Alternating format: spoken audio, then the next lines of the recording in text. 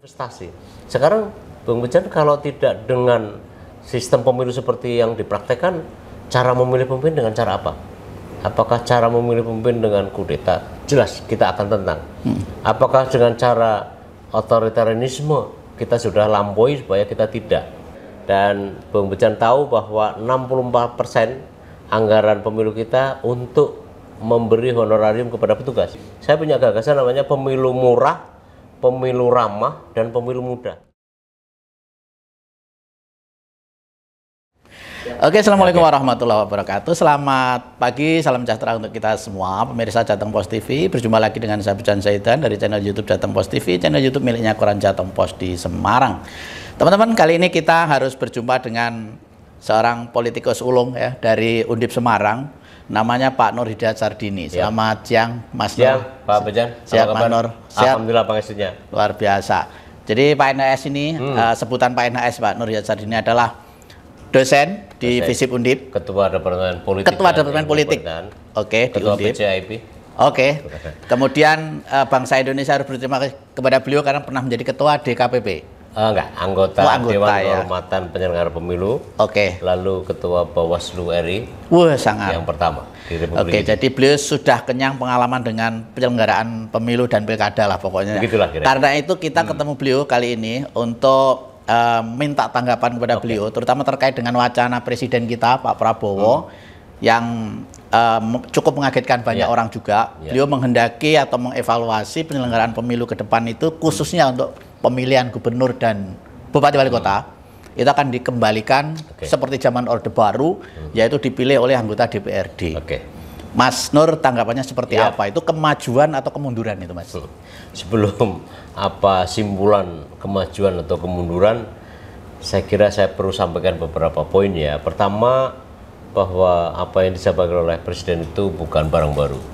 Karena Bung Bejan tahu bahwa setiap kali pemilu, jadi setiap kali 5 tahun sekali, gagasan itu selalu muncul. Muncul lalu tenggelam, muncul lagi. Yang kedua, setiap kali pembahasan undang-undang selalu akan muncul. Dan hari-hari ini kita sedang mempersiapkan untuk membahas undang-undang, revisi pemilu. Apalagi revisi pemilu masuk dalam prolegnas, program legislasi nasional. Sehingga itu sangat akan terulang. Yang kedua, yang ketiga, bahwa perdebatannya masih sama. Kalau apakah secara langsung ataukah secara DPRD, khusus untuk pilkada ya. Tapi buat saya, poinnya yang saya tangkap dari apa yang disampaikan oleh Presiden adalah soal rumitnya, soal mahalnya gitu ya. Dan kata beliau kira-kira bahwa itu semua belum tentu menjamin segala sesuatunya gitu ya. Nah, itu yang pertama dulu Bung Bejan kalau boleh ya. Pertama, bahwa pemilu memang panjang, pemilu memang berliku, dan itu bukan perkara Indonesia. Bahwa di Amerika misalnya ada primary election, pemilu awal, dan itu internal partai Demokrat dan Republikan, itu selalu. Sebelum Trump yang sekarang terpilih menjelang pelantikan dalam awal tahun ini, dia telah melampaui begitu panjang rangkaian pemilu. Dan ciri khas dari demokrasi elektoral seperti itu. Kendati pun tidak harus seperti itu juga kalau kita memang mau meringkaskannya. Tapi ringkasan terkait dengan tahapan itu tampaknya tidak bisa karena memang harus ada proses deliberasi. Proses deliberasi itu proses yang harus dilampaui dengan melibatkan partisipasi politik, political engagement, ya. Dan itu semua memakan waktu. Pemilu kita memang jauh lebih ringkas sebenarnya daripada misalnya pemilu di India. India itu 3 bulan. Kita itu cuma 1 hari hanya. Mereka berantai sekali. Tetapi memang harus ada perbaikan, saya setuju. Nah, yang kedua, pemilu mahal. Apakah pemilu harus mahal? Iya, pemilu harus mahal. Tetapi apakah selalu semahal itu? Kita bisa diskusikan. Pemilu selalu mahal oleh karena memang melibatkan begitu banyak orang. Anda tahu bahwa 800.000 pemilih kita, ya, 287 pemilih kita, itu kan harus terfasilitasi. Dia satu suara buat mereka. Tidak ada prinsip one person, one vote, and one value. satu orang memilih sekali dan setara dengan sekali, itu jelas sekali itu kan memerlukan kertas sebanyak, ya, sebanyak pemilih ditambah dengan 2,5% dari jumlah pemilih se-Indonesia. Juta loh ya, kita ratus juta ya. Oke. Nah itulah, berapa kita punya TPS? 800.000. Setiap desa atau kelurahan tidak cukup satu TPS. 2, 3, 4, ada bahkan 8. Di Kota Semarang rata-rata 7 dalam setiap kelurahan. Itu sendiri sudah berbiaya. Dan karena itulah kemudian ada istilah bahwa besarnya biaya pemilu itu dianggap bukan sebagai biaya ekonomi, tetapi sebagai investasi dari persoalan ini. Karena itulah sebenarnya kalau mahal secara natura itu kan sesuatu yang tidak bisa dibantah, tetapi bahwa harus dipahami bahwa pembangunan politik termasuk ideologi biasanya berbiaya mahal. Bukan apa-apa, karena disitulah investasi. Sekarang Bung Bejan, kalau tidak dengan sistem pemilu seperti yang dipraktekkan, cara memilih pemimpin dengan cara apa? Apakah cara memilih pemimpin dengan kudeta? Jelas kita akan tentang. Apakah dengan cara otoritarianisme kita sudah lampaui supaya kita tidak? Jadi bahwa biaya mahal itu keniscayaan, tetapi bahwa tidak semahal itu mari kita bicarakan. Lalu bagaimana cara kita membicarakan pemilu? Banyak hal komponen yang bisa kita potong. Pertama misalnya, ini pengalaman saya ke Ekuador melihat pemilu tahun 2014 gitu ya. Jadi orang datang ke TPS, TPS-nya nggak perlu bangunan, biayanya nggak banyak. Dia hanya TPS itu cuma nebeng di fasilitas publik. Fasilitas publik itu sekolah biasanya, di setiap desa begitu. Saya misalnya di negara bagian yang agak jauh dari ibu kota Ekuador, itu ada satu tentara yang menjaga, karena di sana tentara jauh lebih disegani daripada polisi, oleh karena sejarah bahwa polisi dianggap berkhianat dalam tanda kutip di sana. Lalu konstitusi menghukum rakyat Ekuador, menghukum terhadap polisi, lalu menempatkan tentara sebagai yang terpercaya. Pernah kita mengalami masa-masa seperti itu ya, kurang lebih ya. Lalu setiap orang datang ke TPS, lalu menunjukkan KTP, ya. Kemudian oleh petugas TPS tadi, yang disebut TPS tadi, melihat apakah ada dalam daftar, dan kemudian digantikan stroke gitu ya, dengan surat suara. Begitu surat suara ada, kemudian di sana tidak pakai coblos, tapi pakai penanda, seperti kita UMPTN itu. Lalu kemudian setelah selesai dipindai sampai ke tabulasi nasional. Apakah perlu PPS? Apakah perlu PPK? Apakah perlu KPU Kabupaten Kota? Apakah perlu Bawaslu dalam seluruh jajarannya sampai tingkat desa? Sampai tingkat desa. Dan Bung Bejan tahu bahwa 64% anggaran pemilu kita untuk memberi honorarium kepada petugas. Nah itulah perlunya yang kedua ini, IT. Berbasis IT itu tidak dalam bentuk e-voting saja, tetapi yang saya sarankan adalah dalam bentuk e-recapitulation dengan memodifikasi yang seperlunya sehingga mampu menekan terhadap anggaran. Jadi kita bertanya, mahalnya itu di mana? Kalau mahalnya karena biaya pengeluaran oleh setiap orang kandidat, pasangan calon, apakah itu harus ditanggung oleh seluruh negara? Pada beberapa item dalam penyelenggaraan pilkada kita, pembiayaan kampanye, alat peraga kampanye APK dibantu oleh KPU, oleh fasilitas negara. Lalu dibayarnya mahal. Lalu biayanya di mana? Kalau bayar mahar, masa harus dipertanggungjawab, harus dibebankan kepada keuangan negara? Kan nggak benar. Gitu, kira-kira gitu. Jadi buat saya Bung Bejan, bahwa yang namanya biaya mahal itu harus kita lihat gitu ya. Kira-kira gitu sebelum saya ke sana. Kesimpulannya Mas Nur, ini kesimpulan pendeknya ini. Masyarakat pengen dengar juga dari akademisi. Setuju nggak dengan ide itu? Saya dengan latar belakang sebagaimana Presiden harapkan dalam konteks mahal karena seperti biaya yang saya sebut tadi. Sampai 80 triliun lebih tuh. Sampai betul-betul kemarin 2024. Maka sebenarnya saya tidak setuju kalau karena alasannya karena terlalu mahal untuk semua hal. Termasuk yang dikeluarkan oleh kandidat, itu urusan mereka sebenarnya. Tetapi memurahkan itu bisa. Ya, jadi saya punya gagasan namanya pemilu murah, pemilu ramah dan pemilu mudah. Itu seperti apa? Ya, pemilu murah seperti tadi. Terapkan sekarang IT, ya, pada sebagian IT dengan catatan sebagaimana ilustrasi saya di Ekuador tadi itu. Yang kedua, ya, kurangi biaya-biaya yang tidak perlu, gitu ya. Lalu kemudian basis masuk yang tidak perlu kira-kira seperti apa, Mas? Ya, karena urusan-urusan di luar urusan elektoral seperti hubungan antar parpol dengan calon yang akan mengkandidasi diri, itu kan bukan urusan penyelenggara pemilu dan tidak perlu dibiayai, tidak perlu dihitung sebagai beban negara. mahalnya pemilu, tidak bisa dijadikan alasan.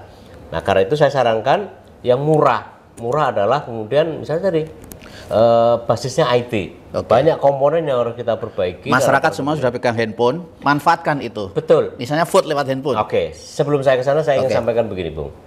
Mudah itu sudah pernah diakui juga loh. Di beberapa daerah seperti di Bali, di mana negara itu kan pakai ini e-voting. Kenapa enggak kita terapkan? Loh, sebenarnya soal penerapan IT, Bung Bejan, saya punya pengalaman tahun 2010 ya. Waktu itu ada gagasan yang besar untuk mulai menerapkan teknologi informasi. Dan sempat kami itu adalah saya ketua Bawaslu waktu itu, kemudian ketua KPU Prof Hafid, lalu dari BPPT, dari UI, dari ITB, ya dari Bappenas bahkan mulai membicarakan roadmap bagaimana pemilu diselenggarakan secara berbiaya murah. Pak Presiden tidak perlu mengulang terhadap apa yang disampaikan karena sesungguhnya beliau sebenarnya sudah memulai. Ketika kemudian wakil menteri dalam negeri ada dua, satu terkait dengan urusan di luar pemilu dan satu lagi Pak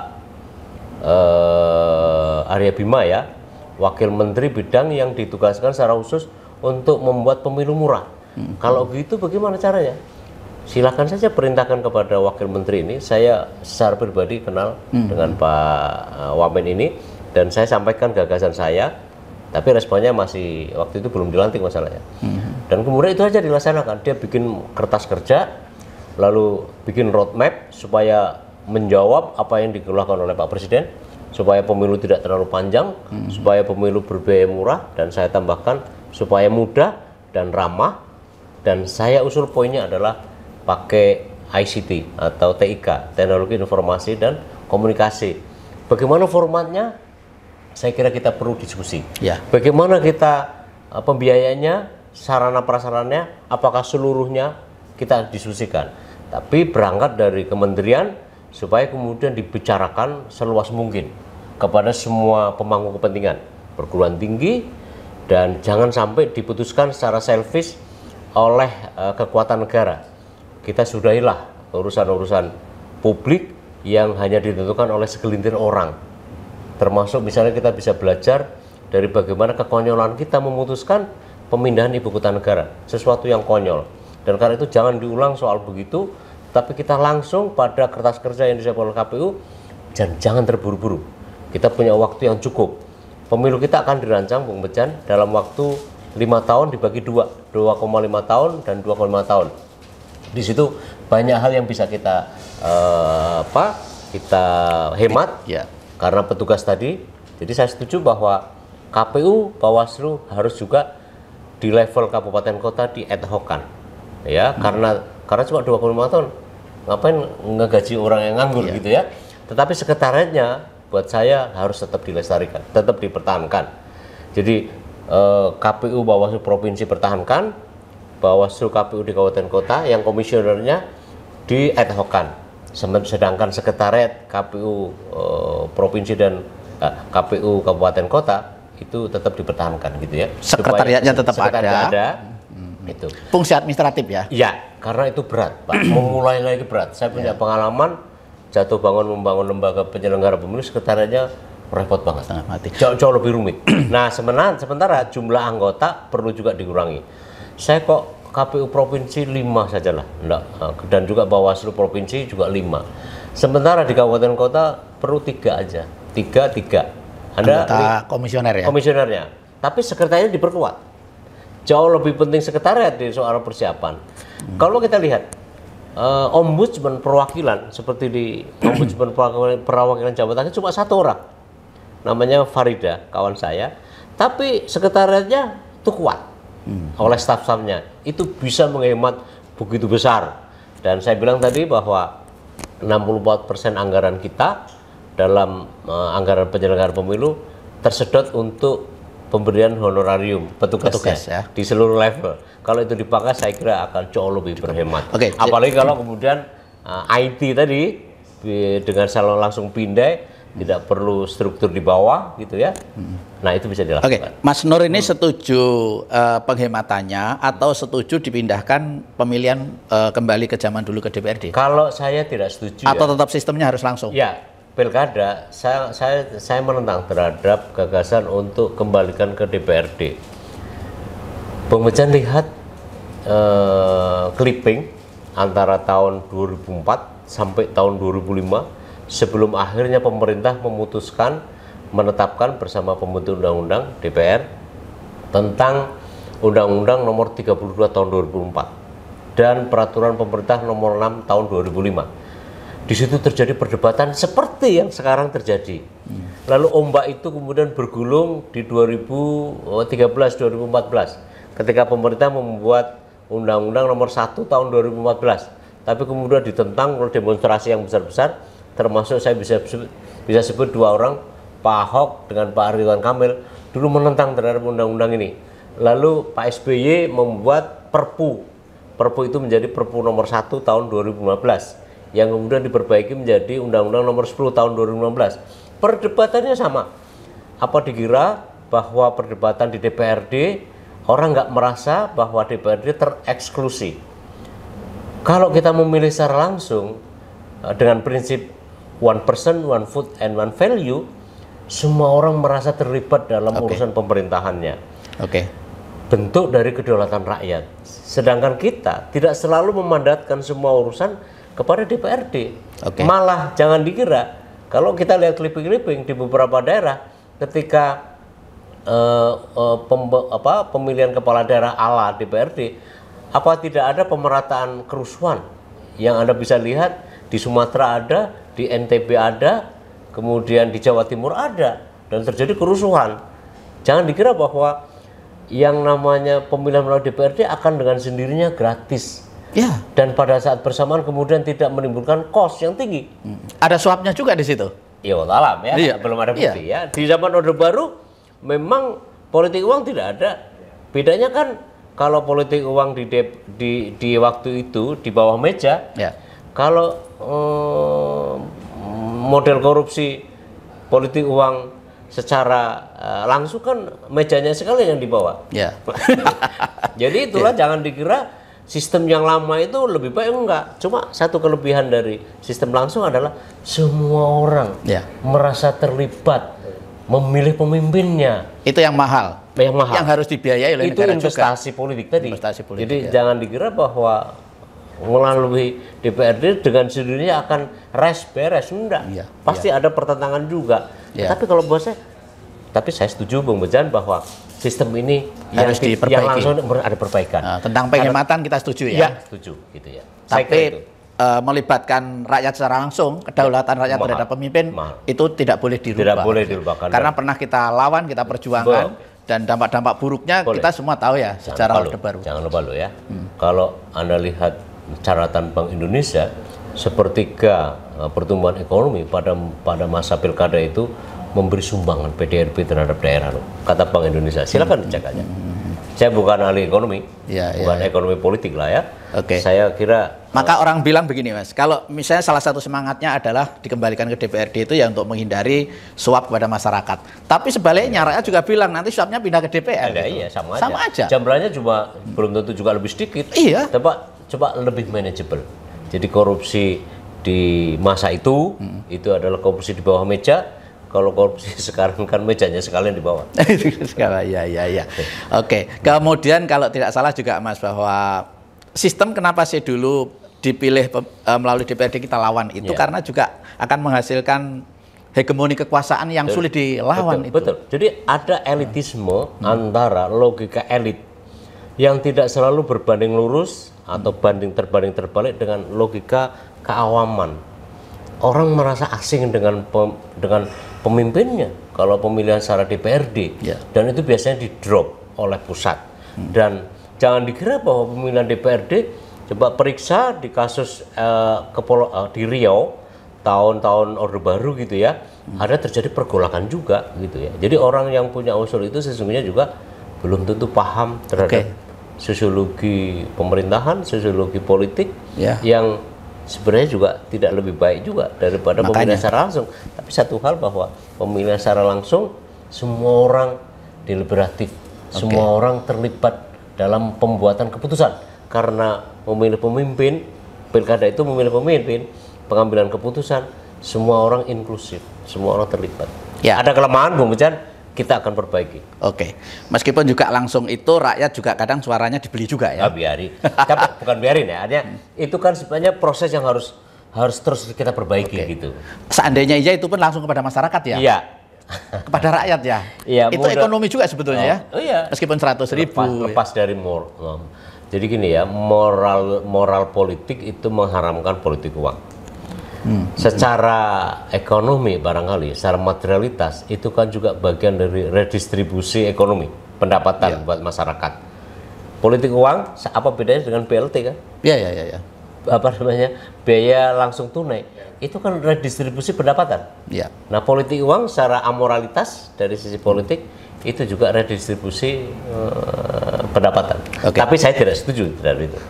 Ini publik juga bermacam-macam ya, persepsinya terhadap wacana presiden ini. Oh, ini Prabowo, ini mantunya Pak Harto ya, penguasa Orde Baru. Dan itu sangat mungkin kalau dengan cara DPRD begitu. Apa mau dikembalikan ke era Pak Harto gitu? Ya, saya mencurigai begitu. Sekarang ini terjadi proses re-Orde Baruisasi yang tidak hanya di bidang ini ya.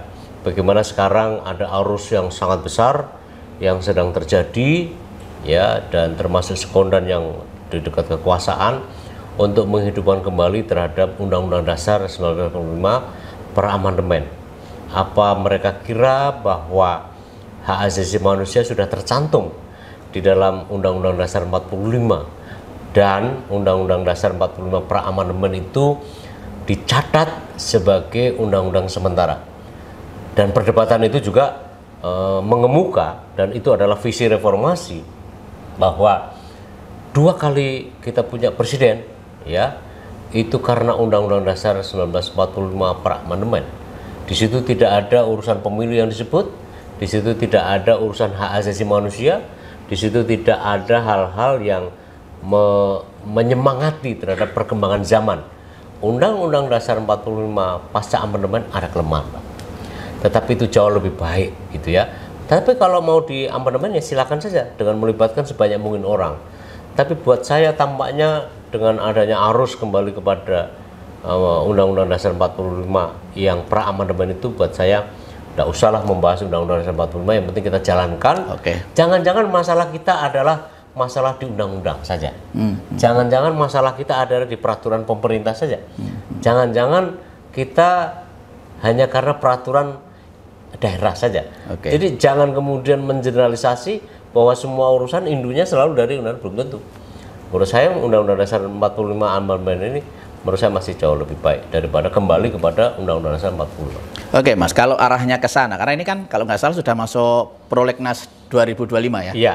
Kayaknya praksi-praksi di DPR ya sudah bisa dibaca lah arahnya ya, akan ngegongi ide inilah kayaknya. Jadi kita ingat juga ini di DPR ini ada 2 kutub, Mas. Koalisi yang selama ini terjadi yang kita baca ada Kim Plus ya. Mereka akan berlawan dengan arus besar masyarakat. Karena itu sudah pernah terjadi di 2012, 2013, 2014. Pernah dibatalkan Pak SBY. Pernah dibatalkan Pak SBY, dan Pak SBY kan dulu ada istilah all out. All-nya kemudian out-nya semua kan gitu. Itu masih ingat saya. Dan kemudian kita gunakan lagi dalam format sebagaimana Undang-Undang Nomor 1 Tahun 2015 dan Undang-Undang Nomor 10 Tahun 2016. Kalau mau diperbaiki pada instrumentasi yang saya sebut tadi, Bung Bejan, tentang penggunaan IT. Tidak harus seluruhnya tahapan, tapi juga tahapan-tahapan yang memungkinkan. Loh, saya nggak percaya dengan IT, nggak bisa juga. Karena kita itu sudah punya tradisi yang baik dalam memanfaatkan IT.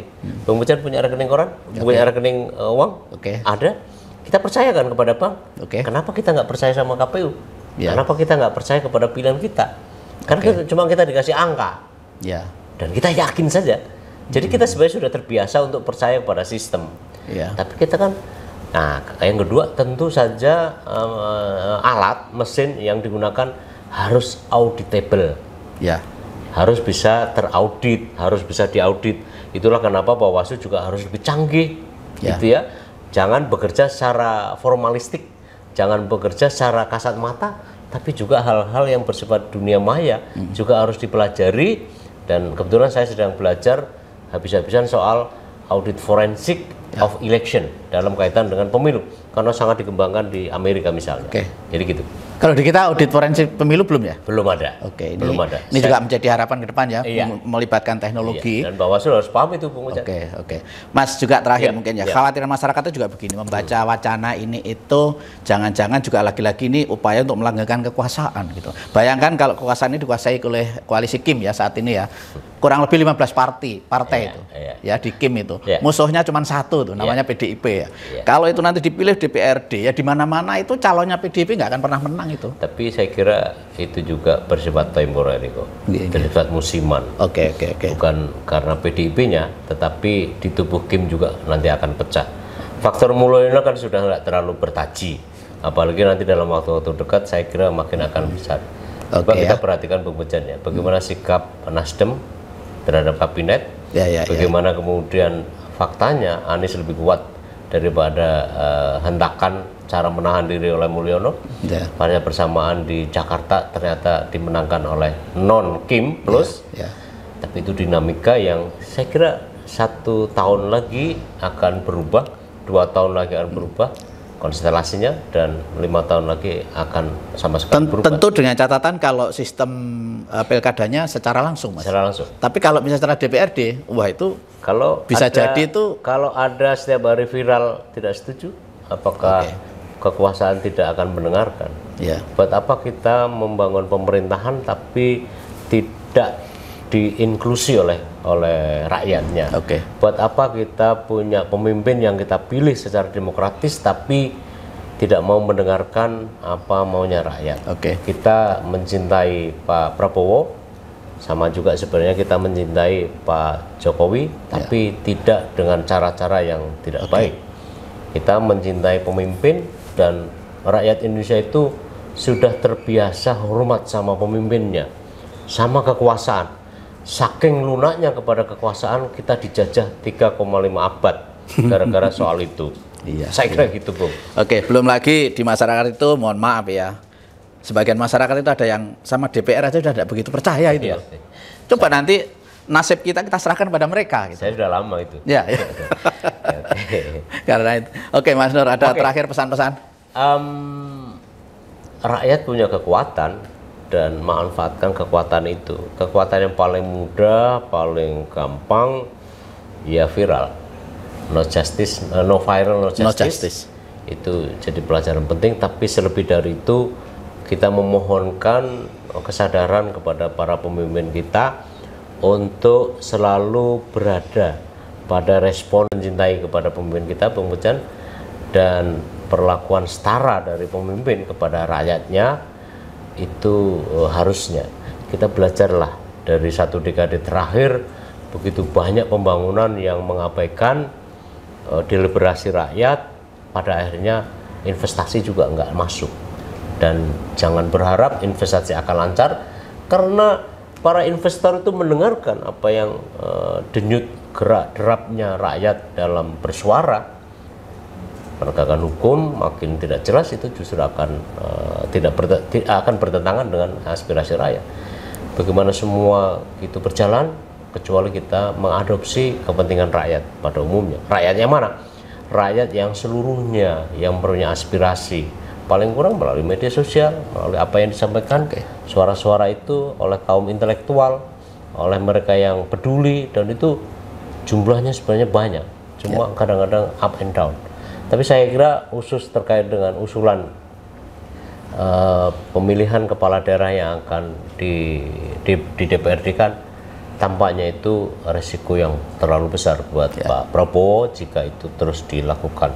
Karena saya dengar juga arusnya kuat. Iya, luar biasa. Oke, Pak Nur Hidayat Sarjini, luar biasa waktunya. Sama-sama. Mudah-mudahan apa yang kita obrolin menjadi pencerah buat Ya, kita oke. semua ya. Ya. Mencerahkan buat rakyat juga buat pemimpin kita ya. Ya. Jadi jangan sampai ini menjadi hal yang tidak menjadi harapan rakyat Iya, ya. iya. Jangan sampai ini juga kesimpulan kita mundur dalam Iya, berdemokrasi iya, ya. iya, iya. Karena semua sejarahnya sudah pernah terjadi dan kita pernah terlibat di dalamnya Oke. untuk menuju ke pemilihan pilkada langsung, sip. menghargai suara rakyat. Iya. Terima kasih, Mas. Suara rakyat, suara Tuhan. Suara Vox Tuhan. Populi, Vox Dei. Oke. Terima kasih. Sahabat Setan undur diri. Assalamualaikum warahmatullahi wabarakatuh. Assalamualaikum.